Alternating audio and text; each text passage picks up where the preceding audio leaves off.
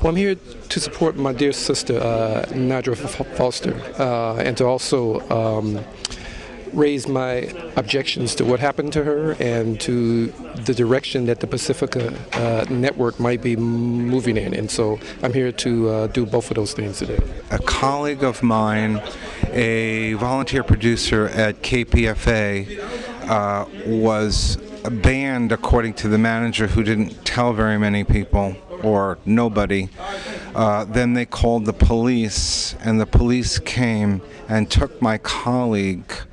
After beating her and fracturing or breaking her arm, they dragged her out of the station and charged her with trespassing. And so we now seem to have a management that will do anything, including lie, beat, and cheat, to sustain their power. My name is Nadra Haeidy Foster, and I am a KPFA producer for the last 12 years. I had a conversation with Lois from the business department in which she asked me to leave on false charges of misappropriation station resources by printing up map sheets for my children. Now, was there ever a hearing or a process where you could challenge these accusations against you? No, in fact, I had written a letter. This incident happened 4 months ago of me printing map sheets during the last fund drive when volunteers are there for long hours. So I have children and they're there for long hours. I was printing up some map sheets to keep them busy when Lois came yelling that someone is doing something wrong. As we worked that incident out, I wrote a letter at the end of the day and asked to meet with Lemlem as well as Nicole Sureya. I never received a response from either parties until the day I was at work and this horrible incident happened, in which I was told I needed to leave right away. What do you think about the idea of problems at the station being solved by calling the police? I feel that it is just like having a fire and throwing kerosene on it, and you're saying that you are a progressive station. You don't call in the people that you don't believe is progressive to start a fire. If you say the Bush regime is bad, the police fall right under the line of the Bush regime. So to call them to solve a problem, for one, is definitely is not the way. And also, as far as community stations and places where we believe that we have progressive ways to peace and progressive ways to building community, those are the tools that we should have used right away. JR, Block Reporter Radio, blockreporterradio.com. We here at Nadra's, basically a bogus, trumped-up hearing on her being charged with trespassing, being charged with assault, among other things. It's all bogus charges. It's bullshit. And we're going to make KPFA pay. I program or produce a little bit, and I have a little morning show at 5 a.m. And I'm just really upset about this because there's no reason to have the police in KPFA. I was there board opping at the time that it happened, and it was very upsetting. And I totally support Nadra. And I also believe it's really... Do you think she's a violent person? Oh, of course not. I mean, it's not even an issue. Not at all. This whole thing was totally provoked. I've been at the station for several years now. We need to have the unpaid staff organization recognized. We need to have a formal grievance procedure. It needs to be respected. There needs to be decisions that are not made unilaterally, or at least don't even have the perception of being made unilaterally. There needs to be communication. It's my understanding that the executive director of Pacifica, and this needs to be confirmed, but it's my understanding that she attempted to intercede and block the documentation of this police brutality. Do you think this was premeditated by the KPFA and Pacifica management? Premeditated? They called the police. Lois, I understand, the business manager at KPFA, according to the way it was reported by J.R. Valerie, who interviewed all these people. Lois called the National. The National has an HR person. The HR person said, call the police. They called the police. And we had cops, I don't know how many cops, 5 or 10. I wasn't in the station at the time. So I hear 5, 10, people were saying different numbers of cops came in there and really brutalized this young woman who is a single-parent mom with 2 kids. I'm wondering if this management tried to think about the fact that where the mom's kids would be. What were they thinking? What would happen to the kids? Why would KPFA call the police on a programmer? Well, KPFA doesn't have any regard specifically for black programmers, for unpaid staff programmers. KPFA doesn't have any respect for that. The regime that's in power right now believes that they're a corporate radio station and would like to turn it into that type of model. They never embrace the community aspect of it.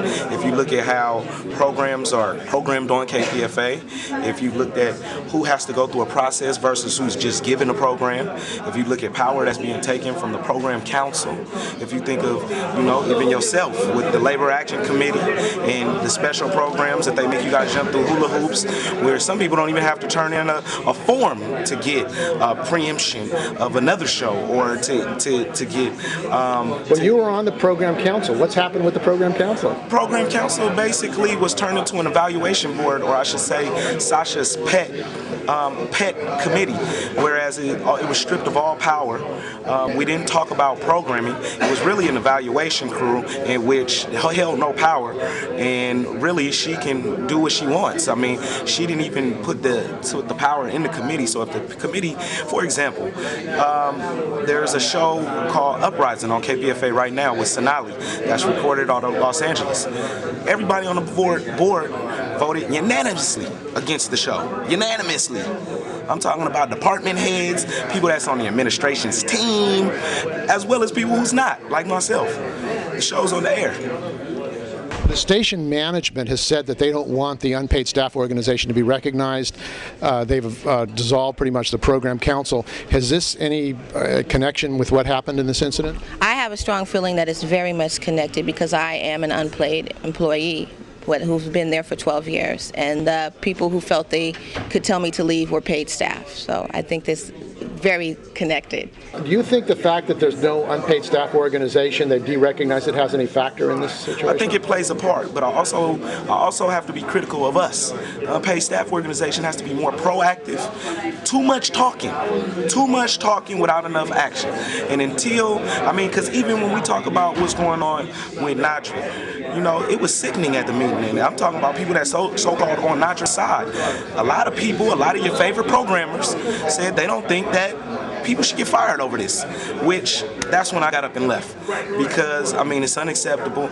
I think that type of mind state is unacceptable. A lot of the KPFA staff, why we can't get the stuff that we want, because even the ones who say that they support us are talkers, intellectuals who really aren't about any action, who really aren't about, they want to just have grievances.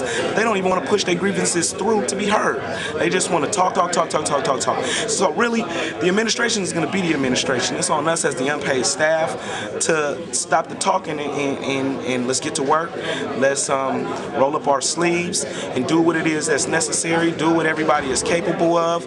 But honestly, I've been involved with the unpaid staff organization for 2 years and they haven't done shit. Now, the management has withdrawn recognition of the unpaid staff organization. It's dissolved pretty much the program council, and apparently supporters of this management, the concerned listeners, have supported the management in taking that action. What does that mean as far as the political ramifications of that?